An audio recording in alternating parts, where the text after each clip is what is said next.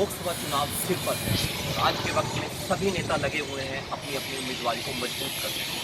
और A1 हरियाणा के तहत हम पहुंचे हैं बीजेपी के कार्यालय में और आज हम यहां पर बात करेंगे कि किस तरह से बीजेपी अपने वोट बैंक को मजबूत करने में लगी हुई है और किन वादों के साथ वो चुनाव में उतरी है। तो बने रहें हमारे साथ। मैं हूं नवल सिंह, A1 हरियाणा। लोकसभा चुनाव का बिगुल बज चुका है। सिरसा लोकसभा क्षेत्र में भी चुनाव की तैयारियां जोरों पर है और आज हम पहुंचे हैं टोहाना के विधानसभा क्षेत्र में बीजेपी के उस कार्यालय में।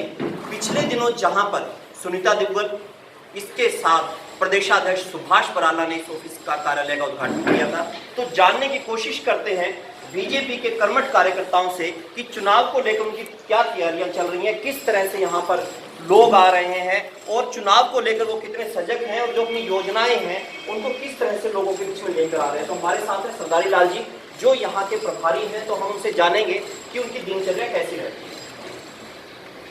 ऐसा है कि लोकसभा का जो चुनाव है वो प्रारंभ हो गया है। सिरसा लोकसभा क्षेत्र से हमारे जो प्रत्याशी हैं श्रीमती सुनीता दुग्गल जी, उनका नामांकन हो चुका है और उनके जो कार्यक्रम हैं वो सिरसा में और निर्वाणा में। नहीं, टोहाना के अंदर आपकी क्या गतिविधियाँ चल रही हैं, थोड़ा उसके बारे में बताइए। टोहाना के अंदर अभी हमारे प्रदेशाध्यक्ष जी के साथ उनके कार्यक्रम बन रहे हैं और परसों से वो पूरी विधानसभा में सिरसा लोकसभा चुनाव को लेकर के आदरणीय अध्यक्ष जी और हमारे सिरसा लोकसभा क्षेत्र से जो प्रत्याशी हैं वो उनके साथ हमारे जो हैं वरिष्ठ नेतागण वो प्रत्येक गांव में जाकर के वोटों की अपील करेंगे। देखिए, यहाँ पर काफ़ी बड़ा क्षेत्र है टोहाना का। सिरसा लोकसभा क्षेत्र जो सबसे बड़ा क्षेत्र माना जाता है, उसमें टोहाना विधानसभा के अंदर भी 90 के करीब गाँव आते हैं। तो उन सब गाँवों के लिए आपकी क्या प्लानिंग है, कैसे काम कर पा रहे हैं? हमारे जो गाँव स्तर की आप बात करते हैं, हमारे संगठन ने जो संरचना की है वो बूथ प्रमुख हैं, पन्ना प्रमुख हैं और शक्ति केंद्र हैं। उनके माध्यम से हम शक्ति केंद्र के माध्यम से बूथ प्रमुख तक जाएंगे और बूथ प्रमुख के माध्यम से पन्ना प्रमुख तक जाएंगे। हमारे प्रत्येक बूथ पर हमारे पन्ना प्रमुख बन चुके हैं और संगठन की जो रचना है उसके अनुरूप हमारे सभी कार्यकर्ताओं ने काम किया है और हम उसी आधार पे जो है फील्ड में जाएंगे और निश्चित है कि हम पन्ना प्रमुख के माध्यम से जो है टोहाना विधानसभा क्षेत्र में जीत प्राप्त करेंगे। जी बिल्कुल। पन्ना प्रमुख जो एक नई व्यवस्था बीजेपी के अंदर रही है और राजस्थान से उसको अब की बार हरियाणा में उतारा जा रहा है। हरियाणा में कितनी सफल होती है ये चुनाव के बाद पता लगेगा। हमारे साथ रिंकू मान जी हैं जो चेयरमैन हैं मार्केट कमेटी के। हम इनसे जानेंगे कि किसानों को लेकर इनकी क्या योजना है, किसानों के बीच में किस तरह से जा रहे हैं। जी, स्वागत है आपका। धन्यवाद नवल जी। हम किसानों के बीच में जैसे किसान सम्मान निधि योजना माननीय प्रधानमंत्री लागू की, उसकी पहली किस्त जारी हुई। अभी 2 दिन पहले दूसरी किस्त भी उनके खातों में किसानों में आ चुकी है। किसानों में भारी उत्साह है। अभी मंडियों में किसानों की फसल आई हुई है, एजेंसियों को दिशा निर्देश देती है, 1 तारीख से उसकी बोली चालू है। बहुत ही अच्छे तरीके से मंडियों में मंडीकरण हो रहा है। तो अच्छी व्यवस्था है किसान के लिए। बिजली पानी की जो समस्या है, किसानों तक जो आपने 5 साल तक किया, तो अपनी योजनाओं को किस तरह उनके बीच में लेके जा रहे हैं, कैसे उनको समझा पा रहे हैं, तो क्या आपका तरीका है? हम जैसे कि गांवों में नुक्कड़ सभाएं होते हैं, उनके माध्यम जो हमारे कार्यकर्ता हैं, जैसे कि सरैला जी ने बताया कि जो हमारे मंडल अध्यक्ष हैं, जो ब्लॉक के हमारे 4 भागों में पूरी विधानसभा बांटी हुई है, उसके नीचे शक्ति केंद्र प्रमुख हैं, पन्ना प्रमुख हैं, बूथ प्रमुख हैं। उनके माध्यम हम बूथों के ऊपर जाके हर किसान को समझाते हैं और किसानों के जो मेले लगते हैं उनमें किसानों को वहाँ ले जाके उनको बात सच समझाते हैं। जी बिल्कुल। और शहरी क्षेत्र से हमारे साथ यहाँ पर जिग्मेल जी हैं, कटारिया MC हैं, नगर पार्षद हैं। इनसे हम जानने का प्रयास ये भी करेंगे कि गांव के अलावा हमने किसानों के बारे में जाना, तो शहर में क्या गतिविधि चल रही है बीजेपी? धन्यवाद नवल जी। शहर में बहुत बढ़िया माहौल है जी और हम जीत के। तो आप अपने वार्ड के अंदर, अपने वार्ड के अलावा दूसरे वार्डों में बीजेपी की नीतियों को किस तरह से लेकर जा रहे हैं?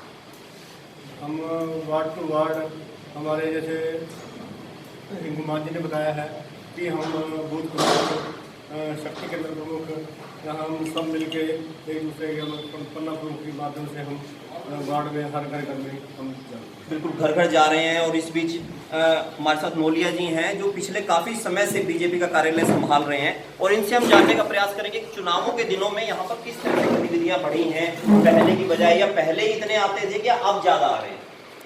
इलेक्शन के टाइम में पब्लिक ज़्यादा आती है, इसमें फील हो रहा है। ये कार्यकर्ता की मीटिंग लगती है। बाकी आम पब्लिक रूटीन में आम पब्लिक आती रहती है, वो आती रहेगी, आती रही है। बाकी हमारी पार्टी का जो सिस्टम है, जो सरकार की नीतियाँ हैं, उनको पब्लिक तक पहुँचाने के लिए हमने बड़े प्रयास किए हैं, जिसमें प्रधानमंत्री आवास योजना है, डॉक्टर अम्बेडकर भवन निर्माण व मरम्मत योजना है, और लोगों की पेंशन या कन्यादान, इन तरह की बातों के लिए भी लोगों को हमने मदद की है कि कोई कम ना मिले।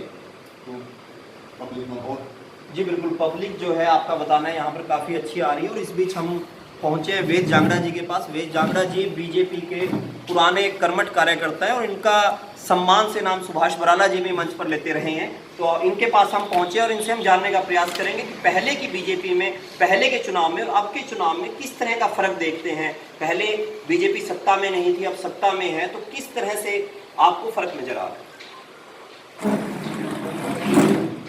बीजेपी में पहले और आज का जो मूल अंतर है, पहले हमारे पास कार्यकर्ता कम है।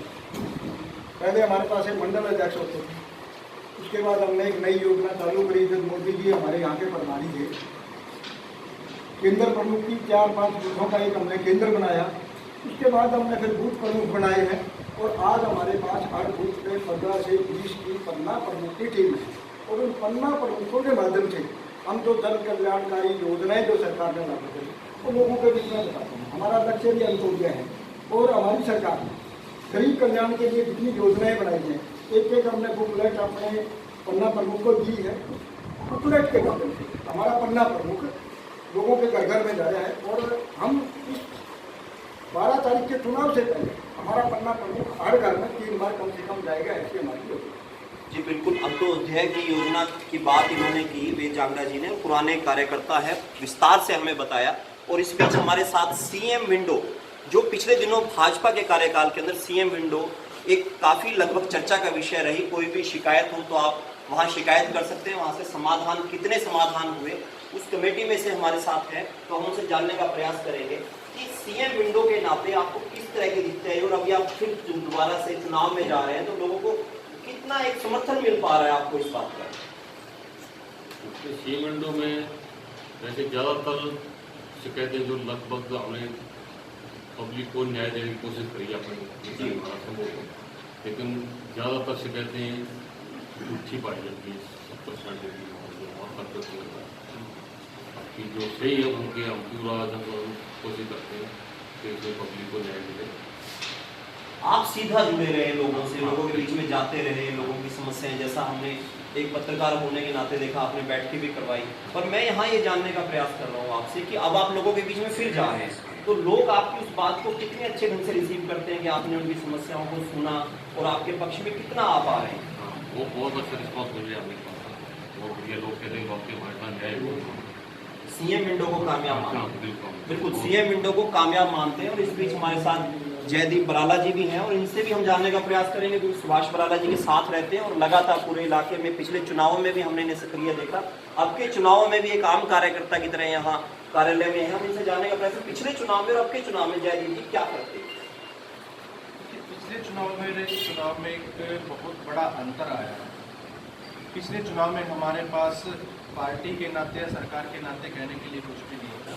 हम सिर्फ एक पार्टी के साथ जुड़ करके, उसको पार्टी की नीतियों को बता करके लोगों को अपने साथ जोड़ रहे थे। और आज हमारे पास केंद्र और राज्य सरकार है, तो बहुत ही महान व्यक्तित्व के धनी हमारे नेता नरेंद्र मोदी जी और मनोहर लाल जी के नेतृत्व में हरियाणा सरकार हरियाणा में हमारी काम कर रही है। उनकी उपलब्धियां, उनकी जो कार्य जो उन्होंने किए हैं, विकास कार्य जो उन्होंने किए हैं, उसको लेकर के जन जन तक हम पहुँच रहे हैं। और हमें लगातार निरंतर भारी उत्साह के साथ लोगों का प्रेम मिल रहा है। और जहाँ तक हरियाणा में टोहाना विधानसभा की बात करें, माननीय सुभाष बराला जी का बहुत ही पुराना लगाव और बहुत ही लोकप्रिय टोहाना के अंदर रहे हैं। उनके नेतृत्व में हमें काम करने में नई ऊर्जा प्राप्त हुई और हर एक कार्यकर्ता और हर एक जिससे भी व्यक्ति से हम संपर्क कर रहे हैं नए उत्साह के साथ, माननीय प्रदेश अध्यक्ष जी के साथ और यहाँ से हमारे जो प्रत्याशी हैं बहन सुनीता दुग्गल जी, उनके साथ निरंतर उनका जुड़ाव होता चला जा रहा है। पिछली बार आप सुभाष बराला जी के साथ रहे, आपने चुनाव को संभाला, अब आपने कुछ वादे किए, अब उन वादों को पूरा करने के नाम पे आप लोगों के बीच में जा रहे हैं, तो क्या लोग आपसे पूछते होंगे उन वादों का क्या बना और आप कितनी हद तक उनसे बात कर पाते हैं, कितनी निकटता आई है इस संबंधों में? देखिए, हमारी जो निकटता है, जो पुराने जो यहाँ से विधायक या मंत्रीगण जो चुन करके जाते रहे, उनका एक ही जो नेगेटिव पॉइंट रहता था कि वो लोगों के बीच में रहते नहीं, उनसे कोई मुलाकात उनकी बहुत ज़्यादा नहीं हो पाती थी। वो इवेंट्स के टाइम पे या प्रोग्रामों में टाइम पे ही उनसे मुलाकात कर पाते थे। और जहाँ तक माननीय अध्यक्ष जी की बात है, उन्होंने हर एक कार्यकर्ता को इतना सक्षम बनाया है कि उनके पास अगर कोई भी जनता का व्यक्ति उनके पास मदद के लिए आता है तो वो हर एक व्यक्ति की मदद करने में सक्षम है, उनकी मदद करता है और उनको उसकी उपलब्धता प्राप्त रहती है। वो किसी भी समय हमें आकर के संपर्क कर सकता है। जहाँ तक आपने प्रश्न किया जनता के बीच में जाकर के उपलब्धियों का या हमारे जो वायदे थे उनका, हमारी सरकार में जब से मनोहर लाल जी के नेतृत्व में हरियाणा में सरकार बनी है, सबसे ज़्यादा नौकरियां देने का काम माननीय मनोहर लाल जी की सरकार ने किया। आज तक 64,000 युवाओं को रोजगार, जो सरकारी नौकरियां हैं, भारतीय जनता पार्टी की सरकार ने, मनोहर लाल जी की सरकार ने दी हैं। और भी अनेक टोहाना में विकास कार्य हुए हैं। आप शुरू से लेकर के अंत तक अगर देखेंगे, टोहाना में सरकार बनने के बाद सबसे पहले हरदल पार्क हुआ, नहरों का सौंदर्यकरण हुआ, भागड़ा हेड का जो उसका सौंदर्यकरण हुआ, शहर की जितने भी आसपास के गांवों की सड़कें थी वो बनी, जितनी भी नहरें थी वो सभी दुरुस्त की गई, नए सिरे से उनको बनाया गया। और भी अनेक टोहाना में बाईपास का काम लगभग पूरा हो चुका है। जैसे आचार संहिता समाप्त होगी उसका नींव पत्थर आपको रखा हुआ मिलेगा और जब विधानसभा के चुनाव आएंगे आप उस पर अपनी गाड़ी से, मोटरसाइकिल से, साइकिल से दौड़ लगा पाएंगे। तो क्या माने, पिछली बार काफ़ी मेहनत करनी पड़ रही थी, अब क्या विकास कार्य किए तो जनता बहुत आसानी से आपको स्वीकार कर रही है, ऐसा माना जाए? बिल्कुल, आसानी से कोई भी चीज़ प्राप्त नहीं की जा सकती, संघर्ष हमेशा ही करना पड़ता है। जी बिल्कुल, संघर्ष हमेशा करना पड़ता है और हमने देखा पिछली बार की मेहनत की और अब की बार के विकास कार्यों को लेकर जब बीजेपी फील्ड में उतर रही है, उनके कार्यकर्ता यहाँ फील्ड में उतर रहे हैं, आप देख रहे हैं सभी बड़े कॉन्फिडेंस से अपनी बात कह रहे हैं कि उन्होंने विकास किया, उसके नाम पर वोट मांग रहे हैं। और हमारे साथ अभी जाखल से हरीश जी हैं जो जुड़ रहे हैं, तो ये मिल गए हैं, तो इनसे भी जानते हैं कि जाखल को लेकर जो कि उपेक्षा की बात रहती थी, क्या बीजेपी के कार्यकर्ता होने के नाते अब की बार आपको लगा है कि वहाँ कार्य हुआ है? वहाँ पे जाखल में जितने विकास कार्य हुए हैं माननीय मनोहर लाल खट्टर जी के नेतृत्व में और सुभाष बराला जी के नेतृत्व में, ऐसे काम पहले कभी हुए ही नहीं। 70 साल सरकारें रही, वहाँ पे कोई विकास कार्य नहीं हुआ, लेकिन माननीय सुभाष बराला जी के प्रयास से वहाँ पे ऐसे काम हुए हैं। जैसे कि हम STP की बात करें, गंदे पानी की निकासी की बहुत बड़ी एक समस्या थी, उसको लेकर अगर बात करें तो माननीय सुभाष बराला जी ने अपने प्रयास से वहाँ पे STP का काम करवाया, नए बस स्टैंड का काम करवाया, ITI का वहाँ पे निर्माण करवाया और वीडियो ब्लॉक का वहाँ पे नए भवन का वहाँ पे काम हो रहा है, तहसील कैंप का वहाँ पे काम हो रहा है। ऐसे तो ये विकास कार्य है। और जो गांवों में इतने काम हुए हैं जो कि कभी पहले 70 साल में वहाँ पे काम नहीं हुए, तो उनको अगर गांव में हम कहीं भी जाएं तो वहाँ पे एक ऐसा लोगों के माहौल है कि लोग अपने मुंह से बोलते हैं कि यहाँ पे ये विकास कार्य हो रहे हैं। और ये सब काम माननीय सुभाष बराला जी के नेतृत्व में हुए। लोकसभा की अगर हम बात करें इलेक्शन की, तो लोग अपने आप भाई नरेंद्र मोदी जी के नाम के ऊपर और बहन सुनीता दुग्गल जी के नाम के ऊपर और सुभाष बराला जी के किए हुए काम के ऊपर लोग वोट देने के लिए तैयार बैठे हैं। जी बिल्कुल, जो कॉन्फिडेंस है बीजेपी के कार्यकर्ताओं का बिल्कुल झलक रहा है और हमने बड़े विस्तार से बात की, एक व्यक्ति से बात की और ये जो व्यक्ति थे, जो कार्यकर्ता थे, इनका अलग अलग फील्ड था, अलग अलग फील्ड से चुने हुए हैं। कोई CM विंडो से है, कोई नगर पार्षद है, कोई वरिष्ठ कार्यकर्ता है और इन सब के चेहरे पर ये नजर आ रहा है कि पिछले चुनाव की बजाय अब की बार ये ज़्यादा कॉन्फिडेंट हैं और उनको लग रहा है कि जो हमने विकास कार्य करवाए हैं नरेंद्र मोदी के नाम पर, सुभाष बराला के नाम पर, अब की बार वोट इनको बहुत अच्छे पड़ने वाले हैं। खैर ये तो आने वाला वक्त बताएगा कि किस करवट बैठता है, पर फिलहाल आप देखते रहिए, बने रहें A1 हरियाणा के साथ।